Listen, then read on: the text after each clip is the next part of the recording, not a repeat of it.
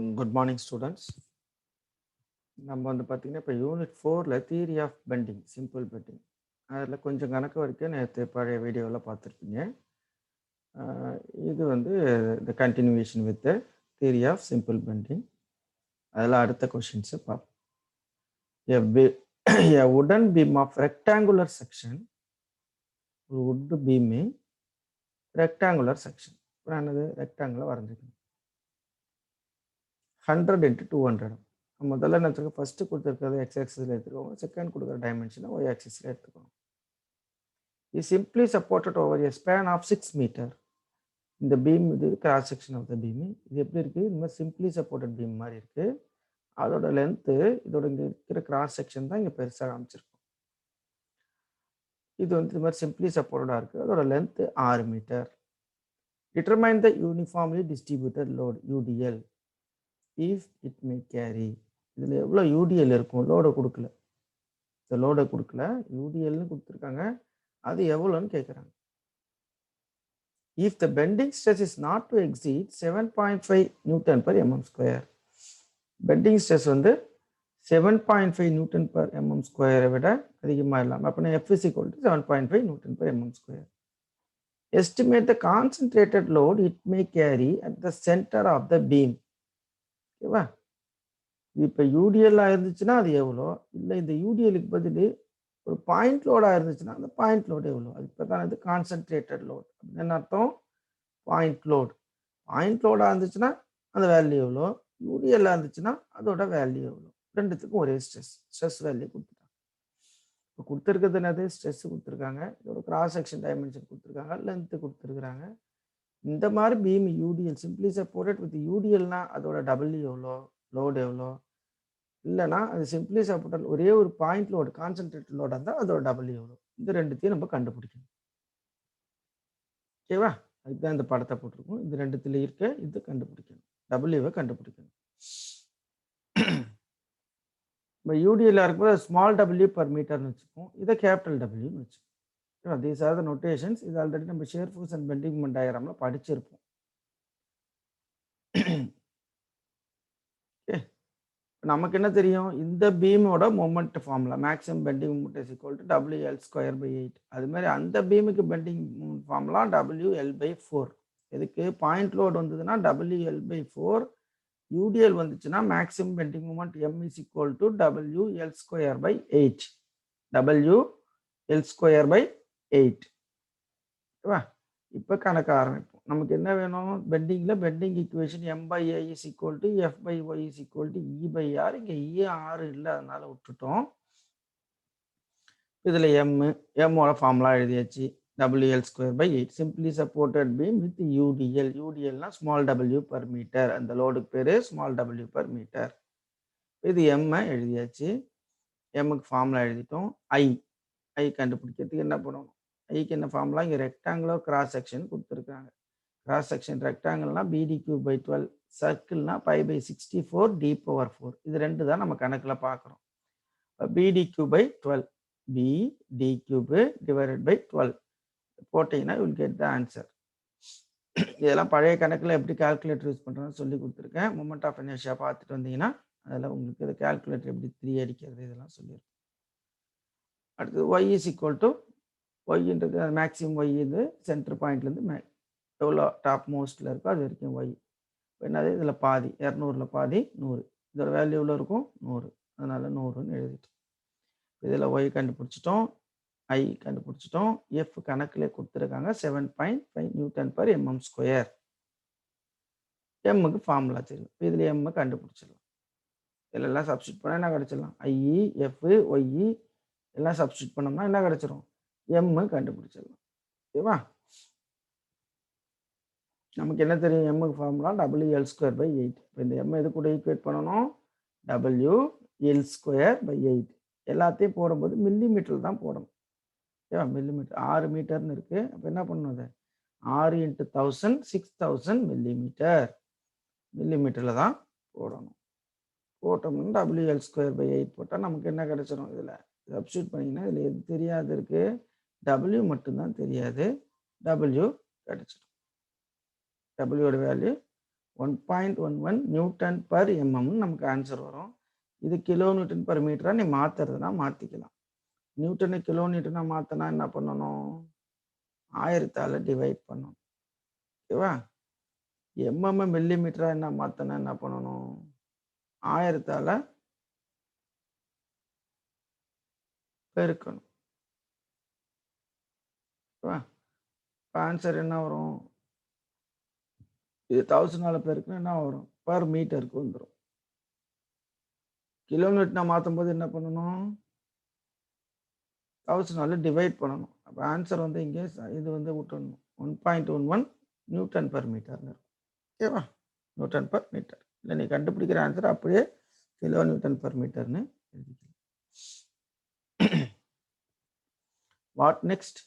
இதே beam simply சப்போர்ட்டாக இருந்து பாயிண்ட் லோடாக இருந்தால் எவ்வளோ? அந்த பீம் இங்கே படம் வரைஞ்சிருக்கு பாருங்க. முதல் டைப் ஆஃப் பீம் இப்படி இருந்தால் டபுள் எவ்வளோ? Next simply support point load, இந்த லோடு பாயிண்ட் லோடாக இருந்தால் எவ்வளோ?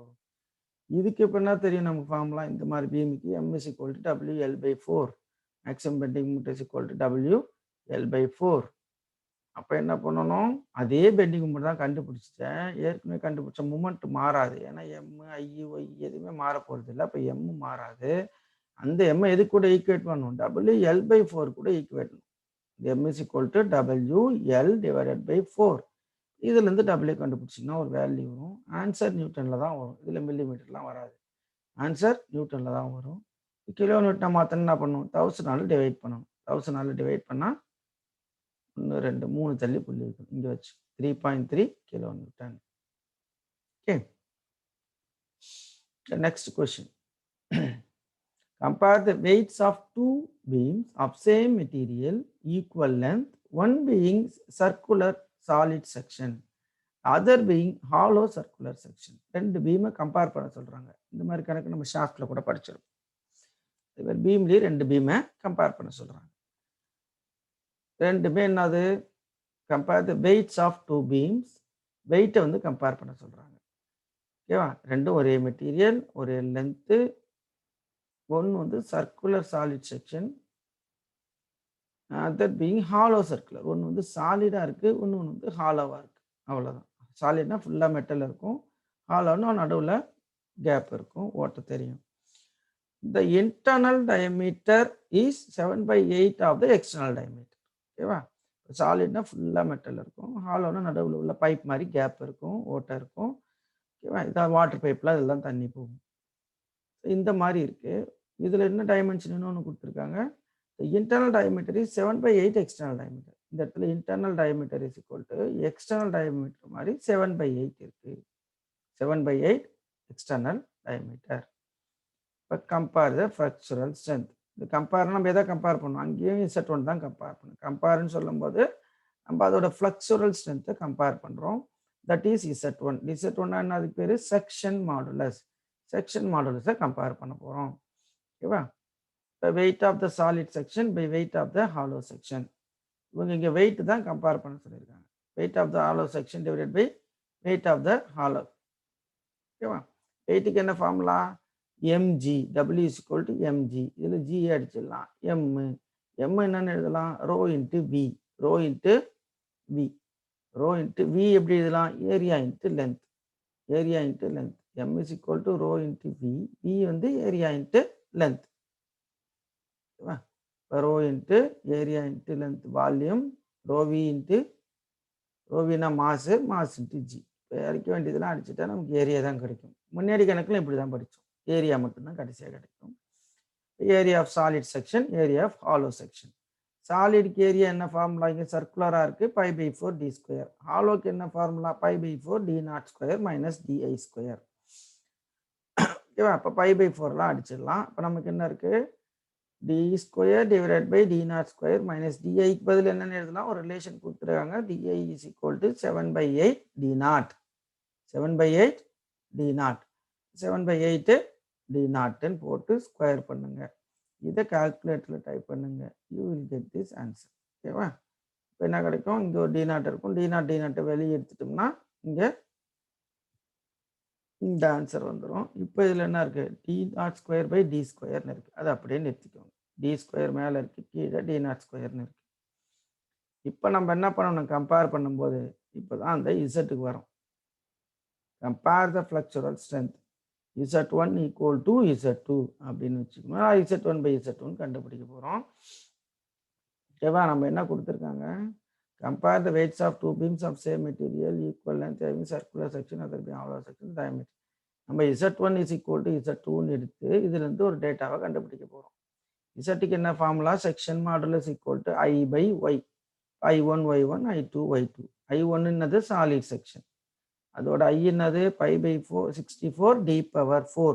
Y எவ்வளோ, சென்டர் பாயிண்ட்லேருந்து மேலே இருக்குது, தட் இஸ் ரேடியஸ் ஆர் டயமீட்டரில் பாதி D பை 2. அதே மாதிரி இதுக்கும் D0 by 2 pi by 64 D0 power 4 minus DI power 4. இதில் அடிக்க வேண்டியதெல்லாம் அடிச்சிடுங்க. அடித்தோம்னா என்ன கிடைக்கும், 5/64 அடிச்சிடலாம், டிடியில் அடிச்சிடலாம். இங்கே ஒரு டி கியூப் இருக்கும், இந்த 2 அடிச்சிடலாம். ஓகேவா? அப்போ ஒரு டி கியூப் இருக்கும், இந்த பக்கம் டி கியூப் மட்டும் இருக்கும். இந்த பக்கம் என்ன இருக்கும், D0 power 4 minus DI power 4 divided by D0ன்னு இருந்திருக்கும். ஓகேவா? டிவைடட் பை D0ன்னு இருந்திருக்கும். இங்கே இப்போ என்ன பண்ணுறோம், டிஐக்கு பதில் 7/8ன்னு போடலாம். 7/8 பவர் 4 D0 பவர், டிஐக்கு பதில் என்ன எழுதலாம், 7/8 D0ன்னு எழுதலாம். அப்போ ரெண்டுத்தையும் பவர் 4 போட்டு இங்கே என்ன இருக்கும், D0 காமனாக வெளியே எடுத்துடணும். D0 காமனாக வெளியே எடுத்துட்டா இங்கே 1ன்னு இருக்கும், இங்கே 7/8 பவர் 4ன்னு இருக்கும். 1/ன்னு 7/8 பவர் 4 போட்டால் கால்குலேட்டரில் ஒரு ஆன்சர் வந்திருக்கும். That is 4.413. ஓகேவா? இது என்ன இருக்கும், D0 பவர் 4ன்னு இருந்திருக்கும். ஏற்கனவே இங்கே ஒரு D0 இருக்குது, நம்ம அதை எழுதலை, ஆனால் இங்கே D0 இருக்குது கீழே. ஓகேவா? இப்போ இந்த D0 பவர் 4ன்னு இருந்திருக்கும், கீழே ஒரு D0 இருக்குது. அப்போ அதை ரெண்டுத்தையும் அடிச்சிட்டோம்னா நமக்கு என்ன கிடைக்கும், D0 கியூப்னு கிடைக்கும். 0.413 D0 பவர் 3. D0 பவர் 3ன்னு இருக்கும். இங்கே D கியூப்னு இருக்குது. இந்த D கியூப் இந்த பக்கம் வந்தால் ஆகும், இங்கே இருக்கிற பவர் 3 இந்த பக்கம் வந்துச்சுன்னா 1/3 மாறும். அப்போ இது என்ன பண்ணணும், இந்த D0ல 1/3 எடுத்துகிட்டு வெறும் D0 ஆகிடும். 0.413க்கு பவர் 1/3 கால்குலேட்டரில் போட்டோம்னா you will get the answer. ஓகேவா? இப்போ என்ன பண்ணணும், இப்போ நம்ம என்ன கண்டுபிடிச்சிருக்கோம், டிக்கும் D0க்கும் ஒரு ரிலேஷன் கண்டுபிடிச்சிருக்கோம். D is equal to 0.744 D0. 0.744 D0. ஓகேவா? இப்போ நமக்கு என்ன தெரியும், W சாலிடையும் ஹாலோவையும் கம்பேர் பண்ண சொல்கிறான். D² டிவைடட் பை 0.242343 D0ன்னு வச்சுருக்கோம். இப்போ டிக்கு பதில் D0ன்னு போடலாம். டிக்கு பதில் என்னன்னு போடலாம், 0.744 D0ன்னு போடலாமா? 0.744 D0ன்னு போடலாம். D² பதில் அப்போ என்ன, 0.744 ஸ்கொயர் D0 ஸ்கொயர். ஸ்கொயர்னு இருக்கிறதுனால ஸ்கொயர் போட்டுக்கோங்க. ஓகேவா? அதேமாரி இங்கே கீழே அப்படியே D0 ஸ்கொயர்னு இருக்க போகுது. இப்போ ரெண்டு D0 ஸ்கொயரும் அடிச்சிடலாம். இப்போ 0.744 ஸ்கொயர் டிவைடட் பை 0.2343ன்னு இருக்குது. இதை கால்குலேட்டரில் டைப் பண்ணால் வில் கெட் த ஆன்சர் 2.3625. இப்போ என்ன அர்த்தம், weight of the solid shaft hollow ஷாஃப்டை விட கிட்டத்தட்ட 2.5 மடங்கு அதிகமாக இருக்குது. ஒரே வேலையை செய்கிறதுக்கு சாலிட் எவ்வளோ வெயிட்டாக இருக்குது, 2.5 மடங்கு வெயிட் அதிகமாக இருக்குது. அப்போ எது பெஸ்ட்டு, ஆலோ தான் பெஸ்ட்டு. 1 கிலோ போட வேண்டிய இடத்துல 2.5 கிலோ வெயிட்டை போட்டால் தான் ஒரே வேலையை செய்யும். இப்போ யார் பெஸ்ட்டு, 1 கிலோ இருக்கிறது தான் best, hollow will be best அப்படின்னு முடிவுக்கு வரணும் நீங்கள். ஓகேவா? இதை தான் கம்பேர் பண்ண சொல்லியிருக்காங்க. Compare the flexural strength of 2 similar beams of same material. திருப்பி ஃப்ளக்சுரல் ஸ்ட்ரென்த் தான் கம்பேர் பண்ண. ஃப்ளக்சுரல் ஸ்ட்ரென்த்னா Z1 Z2 கம்பேர் பண்ண சொல்கிறாங்க. Same material, each of square cross section, ரெண்டுமே ஸ்கொயர் தான். One placed with 2 sides vertical, ரெண்டுமே ஸ்கொயர் தான், ஆனால் ஒன்று இப்படி ஸ்கொயர் மாதிரி வச்சுருக்கோம், ஒன்று திருப்பி இப்படி வச்சுருக்கோம். 2 சைடு வெர்டிக்கலாக இருக்க மாதிரி வச்சுருக்கோம், இன்னொன்று திருப்பி என்ன பண்ணியிருக்கோம், டயகனல் வெர்டிக்கலாக இருக்க மாதிரி வச்சுருக்கோம், தட் இஸ் டைமண்ட் மாதிரி வச்சுருக்கோம். 2 sides vertical, other placed with one diagonal vertical. Diagonal நடுவில் கொடுக்க போகுது. Diagonal vertical இந்த மாதிரி வைக்கணும். ஓகேவா? இப்போ டயகனல் இப்படி நிற்குது வெர்டிக்கலா, இதில் 2 சைடு வெர்டிக்கலாக நிற்குது, இதில் டயகனல் வெர்டிக்கலாக நிற்குது. The maximum bending stress is same in 2 cases. ரெண்டுத்துலேயும் பெண்டிங் ஸ்ட்ரெஸ் சேம்னு சொல்லிட்டான். இதில் ரெண்டுமே அது பிடி ரெண்டுமே ஏஏன்னு தான் இருக்கும். நமக்கு என்ன ஃபார்முலா தெரியும்? I/y I is equal to BDQ/12. பியும் இங்கே ஏ தான், டியும் இங்கே ஏ தான், ஸ்கொயருக்கு ரெண்டுமே ஒரே வேல்யூ தான் இருக்கும். அப்போ A into AQ/12 divided by அது மாதிரி இதில் பாதி ஏவில் பாதி A/2. இந்த A12 இதெல்லாம் அடித்தோம்னா AQ/6ன்னு வந்துடும். இதுதான் Z1. இப்போ Z2க்கு போகிறோம். Z1 கண்டுபிடிச்சிட்டேன். Z2 போகிறோம். Z2வில் இந்த டயகனலோட வேல்யூன்னா சைடு ஏவாக இருந்தால் டயகனல் வேல்யூ A√2. இதெல்லாம் சின்ன கிளாஸ்லேயே படிச்சிருக்கணும், இல்லை ஞாபகம் வச்சுக்கோங்க. சைடு ஏவாக இருந்தால் இந்த டயகனலோட வேல்யூ ரெண்டு டயகனலோட வேல்யூ எவ்வளோ இருக்கும்? A√2 இருக்கும். A√2 இருக்கும். ஓகேவா? இப்போ இது வந்து ட்ரையாங்கிள் மாதிரி இருக்கு. இந்த ட்ரையாங்கிள் மாதிரி இருக்கு. ட்ரையாங்கிளுக்கு மூமெண்ட் ஆஃப் இனர்ஷியாக்கு என்ன ஃபார்முலா? BHQ/12. BHQ/12. Bனா இந்த பேஸு, ஹெச்னா இந்த ஹைட். இதை நம்ம ரெண்டு ட்ரையாங்கிளாக பிரிச்சுட்டோம். ஒரு ட்ரையாங்கிள் கண்டுபிடிக்க போகிறோம், இன்னொரு ட்ரையாங்கிள் அப்படியே கூட்டிக்க போகிறோம். ஒரு ட்ரையாங்கிளோட டைமென்ஷன்னா பேஸ் வந்து பி, ஹெச் வந்து ஹைட். ஃபார்முலா என்ன? BHQ/12. ஒய் வந்து என்னது?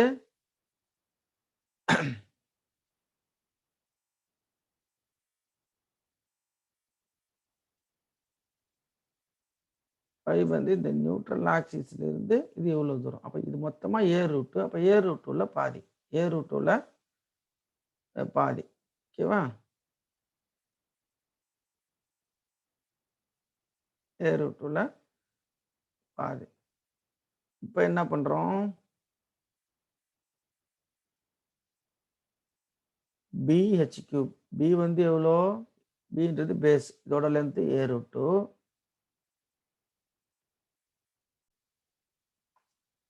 இப்போ இது எல்லாத்தையும் பேருக்குங்க. A√2, A√2⁴, A√2⁴.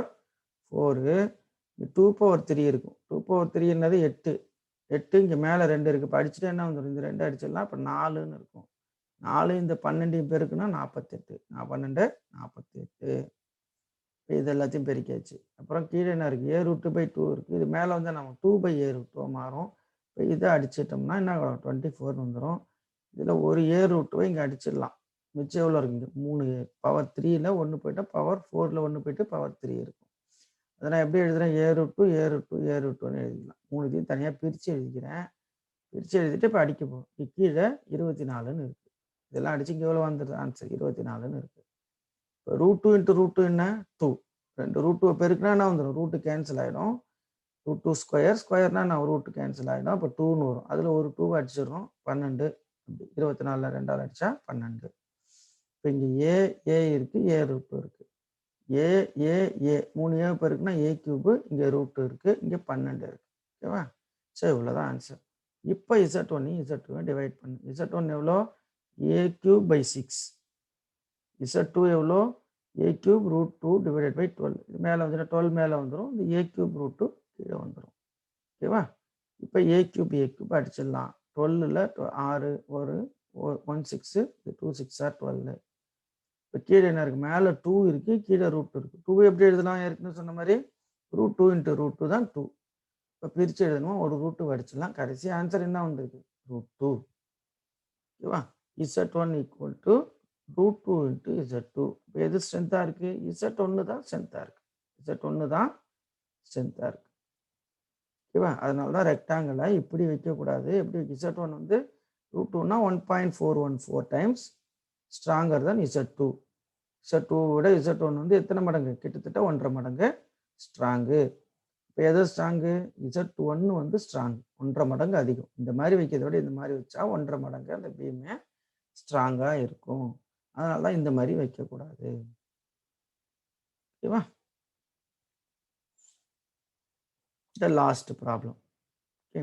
Calculate the cross-sectional dimensions of a strongest rectangular beam that can be made or cut out from a cylindrical log. Cylindrical logனா பெரிய wood-ஓட பெருசாக இருக்கும். மரமாக இருக்கு பற்றியா? மரம் வெட்டி வச்சுருப்பாங்க. அது மரம் பெருசாக உருட்டியாக வெட்டி வச்சுக்கிறது என்னன்னு சொல்லுவாங்க? லாக். அதுக்கு பேருக்கு log of wood of diameter 1 metre. பெரிய பெரிய மரம் மரவாடியெல்லாம் இருக்கும், மரமாகவே இருக்கும். மரம் ரவுண்டாக மரமாக இருக்கிறது என்னன்னு சொல்லுவோம்? உடன் லாக்னு சொல்லுவோம். ஓகேவா? அந்த மாதிரி ஒரு பெரிய ரவுண்டாக ஒரு லாக் இருக்குது, உட்டு மரம் அப்படியே இருக்குது. அதில் நம்ம ஒரு இது மாதிரி ஒரு ஸ்கொயர் பீஸை கட் பண்ணி எடுக்கணும். என்ன பீஸ் சொல்கிறாங்க? Strongest rectangular section. ரெக்டாங்குலர் செக்ஷனை கட் பண்ணி எடுக்கணும். அது ஸ்ட்ராங்கஸ்ட்டாக இருக்கணும். இந்த மாதிரி கட் பண்ணால், அளவில் கட் பண்ணால் ஸ்ட்ராங்காக இருக்கும். எப்படி வேணால் கட் பண்ணலாம். இப்படி கட் பண்ணலாம், இல்லை சின்னதாக கட் பண்ணலாம், இப்படி நீட்டில் கட் பண்ணலாம், எப்படி வேணால் ரெக்டாங்கிள் கட் பண்ணலாம். எந்த ரெக்டாங்கிள் ஸ்ட்ராங்காக இருக்கும்? ரெக்டாங்குலர் டைமென்ஷனை பிடின்னு வச்சுக்கிறோம். பிடின்னு வச்சுக்கிறோம். Z is maximum. Z maximum தான். Z தான் நம்ம ஸ்ட்ரென்த்தை கம்பேர் பண்ணுறதுக்கு என்ன டேர்ம் யூஸ் பண்ணுறோம்? Z யூஸ் பண்ணுறோம். Zனா செக்ஷன் மாடலஸை யூஸ் பண்ணுறோம். இது 2-3 கணக்கில் போட்டிருக்கோம். அப்போ Z வந்து மேக்ஸிமமாக இருந்தால் பீம் வந்து ஸ்ட்ராங்காக இருக்கும். ஸ்ட்ராங்கஸ்ட் பீமுக்கு எது அதிகமாக இருக்கணும்? Z இஸ் மேக்ஸிமமாக இருக்கணும். நமக்கு என்ன தெரியும்? இந்த BD வச்சு இந்த பித்தாகரஸ் தியரம் வச்சு B² + D² = இந்த டயமீட்டர் ஸ்கொயர். இந்த டயமீட்டர் எவ்வளோன்னு கொடுத்துருக்காங்க? Diameter is how much? 1 meter. 1 meter சென்டிமீட்டரா மாத்திக்கிறாங்க. 1 மீட்டரா சென்டிமீட்டரா மாத்திக்கிறோம். Centimetre 100 centimetre. அப்போ 100 டயமீட்டர் ஸ்கொயர்னு எழுதலாம். இது ஸ்கொயர் ப்ளஸ் இது square is equal to the diameter square. ஓகேவா? இப்போ D² is equal to 100 square minus B ஸ்கொயர்னு எழுதிக்கலாம். 100 ஸ்கொயர் மைனஸ் B ஸ்கொயர்னு எழுதிக்கலாம். ஆல்சோ நமக்கு என்ன தெரியும்? ரெக்டாங்கிளோட செக்ஷன் மாடலஸ் தெரியும். I/Y BD³/12 / D/2 இதெல்லாம் போட்டு அடித்தோம்னா BD²/6ன்னு வரும். மேலேயே போட்டிருக்கேன், அதனால் அடிக்கல. நான் ஏற்கனவே நேராக ஃபார்ம் ஆகிட்டோம். I வந்து BD³/12, Y வந்து D/2 இதெல்லாம் அடித்தோம்னா BD²/6ன்னு வரும். பி இந்த D² பதில் எது சப்ஸ்டியூட் பண்ணுறோம் இன் டேர்ம்ஸ் ஆஃப் பியில்? D² போய் நம்ம என்ன வச்சுருக்கோம்? 100 ஸ்கொயர் மைனஸ் B² வச்சுருக்கோம், /6. இதை பெருக்குனா இது என்ன இருக்குது? B × 100 square, 100 square × B, B × B² B³ /6 அப்படின்னு இருக்குது. இதுதான் Z. நம்ம என்ன வச்சுருக்கோம்? Z ஒரு ஈக்குவேஷனை ஃப்ரேம் பண்ணிட்டோம். இது எப்போ மேக்ஸிமமாக இருக்கும்? Z மேக்ஸிமமாக இருந்தால் இந்த பீம் ஸ்ட்ராங்காக இருக்கும். இந்த பீமு ஸ்ட்ராங்காக இருக்கும். இது மேக்ஸிமமாக இருக்கணும்னா வாட் இஸ் த கண்டிஷன்? இதை டிஃபரன்ஷியேட் பண்ணி 0க்கு ஈக்குவேட் பண்ணணும். இந்த ஈக்குவேஷன் எப்போ மேக்ஸிமமாக இருக்கும்? இதை டிஃபரன்ஷியேட் பண்ணி 0க்கு ஈக்குவேட் பண்ணணும். That is the condition for maximum. Condition for maximum. Differentiate the equation and equate to 0. இப்போ டிஃபரன்ஷியேட் பண்ணுங்க. dz/db இதை b தானே இங்கே இருக்குது, அதனால dbக்கு என்ன டேர்ம் இருக்கோ அதுக்கு டிஃபரன்ஷியேட் பண்ணணும் b. அதனால dz/db அண்ட் ஈக்குவேட் டு 0. இது இப்போ டிஃபரன்ஷியேட் பண்ணால் என்ன ஆகும்? b டிஃபரன்ஷியேட் பண்ணி டிஃபரன்ஷியேஷன் எழுதுறேன். d/db ஆஃப் 1000b - b³ / 6 முதல்ல எழுதிக்கிறோம். எழுதிட்டு அப்புறம் டிஃபரன்ஷியேட் பண்ணுறோம். இப்போ 1000b டிஃபரன்ஷியேட் பண்ண என்ன ஆகும்? டிஃபரன்ஷியேட் பண்ணால் இந்த பவரில் 1 குறையும். ஓகேவா? பவர் முன்னாடி வரும். இப்போ பவர் என்ன இருக்குது? 1ன்னு இருக்குது. 1ல் 1 குறைஞ்சிச்சுன்னா 1 - 1 0. Anything power 0 1. இப்போ 1000 10,000 × 1 10,000. இந்த 1 முன்னாடி வந்திருக்கும். 1 × 10,000 10,000 மைனஸ் B³ அதே பிரின்சிபல் தான். டிஃபரன்ஷியேட் பண்ணால் என்ன பண்ணணும்? இந்த பவரில் 1 குறைக்கணும். அப்புறம் பவரை முன்னாடி எடுத்துகிட்டு வரணும். பவர் முன்னாடி எடுத்து வந்தால் என்ன தான்? இங்கே 3. பவரில் 1 குறைச்சா 3ல் 1 குறைச்சா என்ன வரும்? 3 - 1 2. இப்போ பவர் முன்னாடி வந்துடும். பவரில் 1 குறைக்கணும். பவர் முன்னாடி வந்தால் 3. பவரில் 1 குறைச்சோம்னா 3ல் 1 குறைச்சா 2. இப்போ 3B². இதுதான் டிஃபரன்ஷியேஷன். ஓகே, டிவைடட் பை 6 அப்படியே இருக்கும். அது நம்பர் வந்து அப்படியே இருக்கும். இந்த டேர்ம் BXன்றது தான் டிஃபரன்ஷியேட் பண்ணணும். இப்போ இந்த ஈக்குவேஷன் டிஃபரன்ஷியேட் பண்ணியாச்சு. டிஃபரன்ஷியேட் பண்ணதுக்கப்புறம் என்ன பண்ணாது? 0க்கு ஈக்குவேட் பண்ணணும். இப்போ 6 × 0 6. ஓ 6 × 0 எவ்வளோ? 0. அது அப்படி 0ன்னு எழுதிக்கலாம். இப்போ 1000 - 3B² = 0. ஆர் 3B² = 1000 இந்த பக்கம் போச்சுன்னா என்ன ஆகும்? சரி, 3B² இந்த பக்கம் எடுத்து வந்துருங்க. இது 1000 இங்கே வச்சுக்கோங்க. 3B² = 10,000 இருக்கும். R B² = 10,000/3. 10,000/3. ஓகேவா? ஆர் B = என்ன ஒன்று? √10,000/3 57.33 மில்லிமீட்டர். ஆர் D வந்து இந்த ஃபார்முலாவில் D² = 100 ஸ்கொயர் மைனஸ் B². இதை போட்டால் என்ன கிடைச்சிடும்? D கிடைச்சிடும். இப்போ ஒரு டைமென்ஷன் எவ்வளோ கிடச்சிச்சு நமக்கு? அது 100 சென்டிமீட்டர் இருந்தால் சென்டிமீட்டர்னு போடணும். இல்லை 1 மீட்டர்னு கொடுத்துருக்காங்க. அப்போ 100 சென்டிமீட்டர், ஆன்சரை சென்டிமீட்டர் எழுதிக்கோங்க. ஓகேவா? இது எல்லாமே என்ன வரும்? அப்போ சென்டிமீட்டரில் வரும், மில்லிமீட்டரில் வராது, சென்டிமீட்டரில் வரும். B is equal to 57.73 centimetre. இது 81.6 சென்டிமீட்டர்ஸ்.